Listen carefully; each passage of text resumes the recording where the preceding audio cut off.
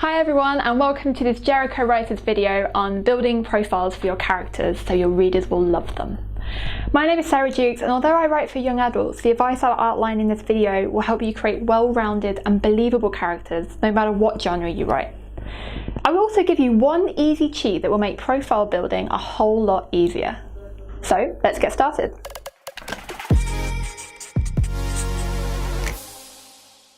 When writing a novel, it's really easy to become obsessed with your main protagonist and ignore your secondary characters. And that's understandable. I mean, after all, your protagonist is the one who's going to be driving your story, and they are the ones that you're essentially writing for. But have a think about some of your favourite characters in novels, such as perhaps Severus Snape from Harry Potter, Dickon from The Secret Garden, or Mr. Darcy from Pride and Prejudice. All of these are secondary characters, but were written in a way that's made thousands of readers fall for them, and not always in the way that you might think. Take Severus Snape, for example. He spends a good portion of the Harry Potter book series being the antagonist. But thanks to J.K. Rowling's incredible character building, his backstory and drive is one that's captured an entire nation. And that's what we're looking at here, how you can make every single character in your novel the protagonist of their own story. So how do we do that? First, we're going to get to know your character. So step one is ask every character a whole lot of questions. These questions are going to include the big stuff such as what is their greatest fear, and the small stuff too, such as do they have any scars? And there are two tricks to doing this in a way that is genuinely helpful, not just an excuse not to be writing your book.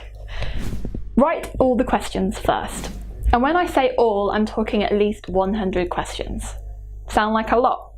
Well, here are some to get you started. And remember, I'll give you a cheat sheet at the end of this video, which will make this process a whole lot easier. So why do we write all the questions first before answering them? Well, you need to trick yourself into asking questions that you don't know the answers to yet. There are some questions that are going to help you create rich characters. And don't worry, we'll be looking at answering them next. The other trick to writing these questions is to, personalise them to your story. There's no point in asking an 11-year-old character what his job is. You can also ask questions pertinent to the themes around your book. So for example, let's say you're writing a thriller where the theme is the afterlife. These would be some good questions to ask your character. Does your character believe in the afterlife? Have they ever seen a ghost? What do they believe will happen to them when they die? Have they ever had a near-death experience? So once you have those 100 to 200 questions, it's time to start thinking about answering them. And yes, some of this is hard because, well, you should know the answers to them. My trick to answering them is my same trick for finishing a book during National Novel Writing Month, or NaNoWriMo. Answer them fast, don't worry about making mistakes, and a free writing as well. It's a great tool for you to get inside someone of your character's head and see what comes out. Sometimes what comes out might be nonsense, but other times you'll stumble across a piece of backstory that will slot right into your main plot or inform what will happen once you start writing. For instance, let's say you answer the question, how does your character feel about dogs? With, he is afraid of them. His mother left him alone with a neighbour who once had a pit bull. The pit bull chased him into the bathroom and sat outside barking for hours before his mother found him. Then, when the dog magically appears in your story, you understand how your secondary character is reacting and why. It also raises another question like, what was his mother doing during this? And why were the neighbour leaving them alone for all that time? You can use these pieces of backstory to dig into the head of your character and understand why they act like they do. And here's the key. When you as the author know this stuff, your reader notices. Now there's one more trick you can do to create well-rounded characters, and that can be solved with this one simple question. What distinguishes your character from everybody else?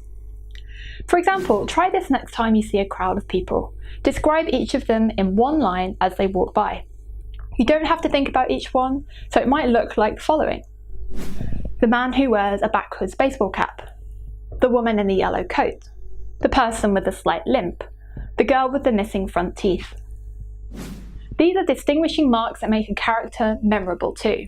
So think, what tick, feature or quirk does your character have that will make them memorable? For Snape, it was a hooked nose and greasy hair. With Dickon, it was that he was always surrounded by animals. And Mr. Darcy is aloof and rude. Whatever it is for your character, keep it central to their role in the story, or how your main protagonist views them, especially if you're writing in first person.